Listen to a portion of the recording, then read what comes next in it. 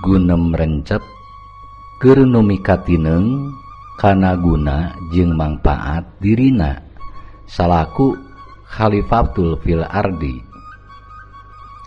Saestuna lamun urang ngahirupkeun hiji lembaga, tinangtu eta lembaga bakal ngahuripkeun kana hirup urang.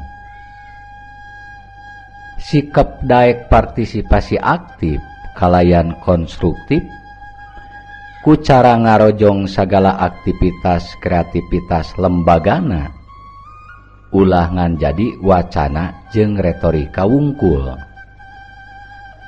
Lamun urang hayang genah, betah, merenah tur tumanina dina mancen pagawean di mana wae ayana, kudu dijieun ku urang sorangan, henteu gumantung ka batur.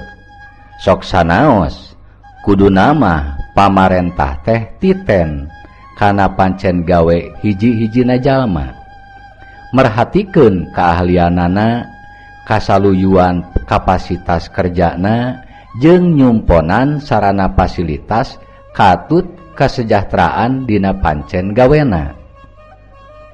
Tapi lamun pamarentah jeung masyarakat teu titen kana kaayaan urang nu mancen gawe, nya saha deui atuh anu rek merhatikeun genahna, merenahna, betahna tur tumaninahna urang. Kukituna urang kudu satekah pola ku cara atawa jalan hiji dasarkeun sagala upaya urang teh pikeun ibadah kalayan lillahi ta'ala. Kukituna dina teu kahontalna karaharjaan hirup urang di dunya, urang masih boga harepan, boga kabagjaan di akhirat. 2. Kudu boga karep yen di mana lemah ditincak, didinya eta langit kudu dijungjung.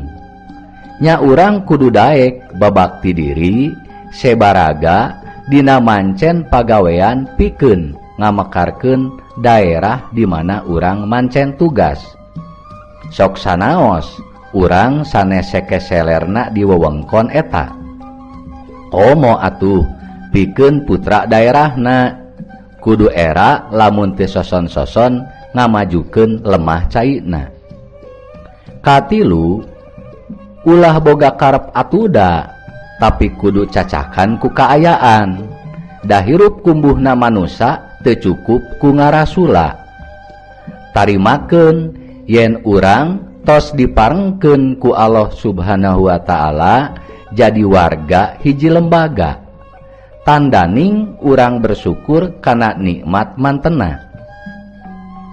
Kaopat, jadikeun diri urang pamimpin, paling henteu keur dirina sorangan, sangkan hirup teu kamana karep. Lamun urang teu bisa jadi caringin, jadi jukut nu bisa magehan taneuh ngalintuhan ingon-ingon. Lamun teu bisa jadi jalan gede sasapuan, jadi wae jalan leutik, jalan satapak nu bisa nganterkeun jalma ka sungapan hiji cai. Lamun teu bisa jiga dadali nu ngapak mega malang, jadi wae nyiruan nu tara ngaruksak sakur nu dieunteupanana, bari ngahasilkeun madu nu mangpaat keur kadaharan katut obat manusa. Jung lumaku prak lumampah, ikhtiar bari tawakal, tandaning urang iman jeung takwa.